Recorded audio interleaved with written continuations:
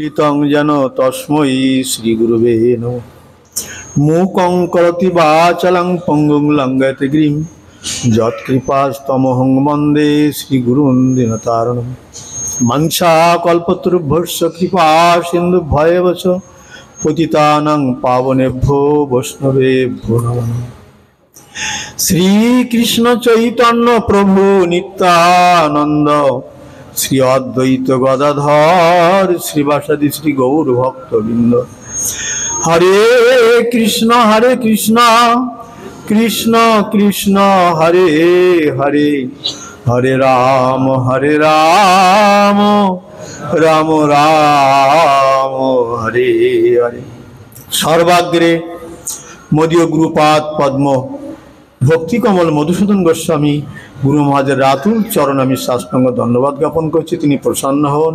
তৎপশ্চাৎ আমার অভিন্ন গুরুপাদ পদ্ম ভক্তি প্রমোদ পুরী গোস্বামী মহারাজের রাতুল চরণে আমি সাষ্টাঙ্গ ধন্যবাদ জ্ঞাপন করছি, তিনি প্রসন্ন হন।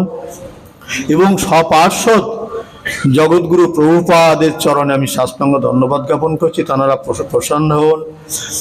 আমার সভাপতি মহারাজ, সমস্ত ত্রিদণ্ডী পাদগণ, বৈষ্ণববৃন্দ, সমস্ত ভক্তমণ্ডলী, মাতৃমণ্ডলী সকলের চরণে আমি সাষ্টাঙ্গ ধন্যবাদ জ্ঞাপন করছি, তারা আমার প্রতি কৃপা আশীর্বাদ করুন এবং আমাকে কৃপা করুন। আজ আমার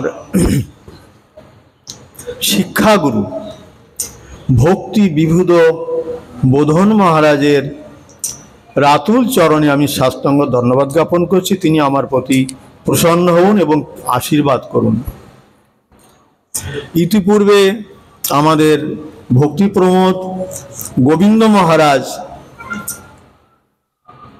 যার আজকে আবির্ভাব তিথি ভক্তি বিবিধ বোধন মহারাজের, তার যে গুণমহিমা কীর্তন করে শোনালেন, এ বাস্তব সত্যিকারের কথা। মহারাজ অতিরঞ্জিত করে কিছু বলেননি, কারণ একে তো মদনমোহন প্রভুর কৃপা প্রাপ্ত, তার কৃপা আশীর্বাদ তার প্রতি আসে, আর বিশেষ করে আমাদের এই জগতে গুরু কৃপা ছাড়া কোনো কিছু হয় না। এই জন্য আমার আমার অভিন্ন গুরুপাদ পদ্ম, ওনার যে গুরুদেব ভক্তি প্রমোদ পুরী গোস্বামী মহারাজের অহৈতুকী কৃপা বর্ষিত হয়েছে ভক্তি বিবিধ বোধন মহারাজের প্রতি। তা না হলে মহারাজ যে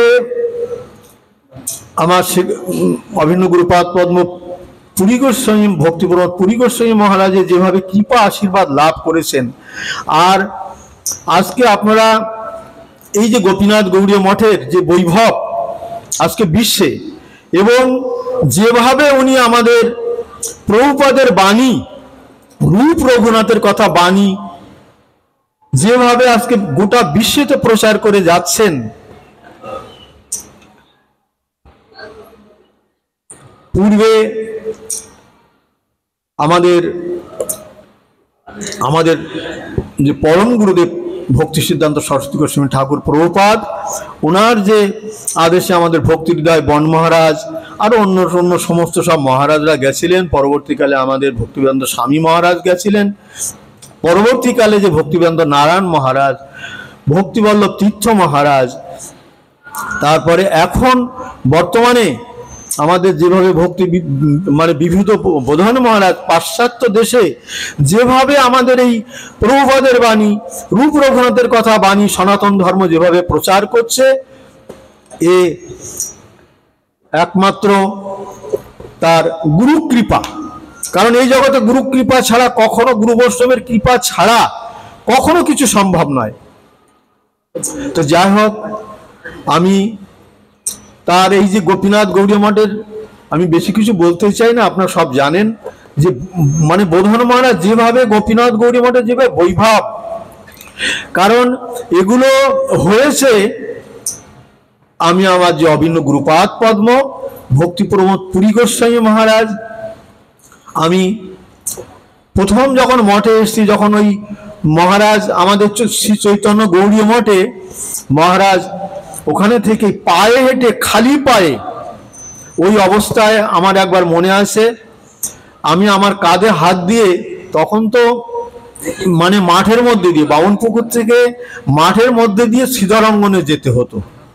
তখন জগন্নাথ মন্দির ওখানে হয়নি, আমরা ওইখানে একটা বটগাছ তলায় ওখানে মানে ওখানে যে হরিকথা হতো, আর সীতারঙ্গনে হরিকথা হতো। মাঠের মধ্যে দিয়ে মহারাজের শ্রী চরণের দিকে তাকালে একদম রক্তিম বর্ণ, ওই অবস্থায় মহারাজ খালি পায়ে হেঁটে আমার কাঁধে হাত দিয়ে মহারাজ এইভাবে পরিক্রমা করতেন। মহারাজের এতটুকু কোনো কষ্টবোধ হতো না। আমি ওই কলকাতার মঠে মহারাজের কাছে মাঝে মাঝে যেতাম। মহারাজ, আমার গুরু মহারাজ বলতেন, মহারাজ হলেন কঠোর মহারাজ দর্শন না করে, শালগ্রামের সেবা না করে মহারাজ জল মন্ত্র গ্রহণ করতেন। এই মহারাজের ভেতরে আমি দেখি, স্যার মহারাজ গেলে বাবা ছাড়া কাউকে কথা বলতেন, তুমি বলতেন না, বেশিরভাগ আপনি বলতেন।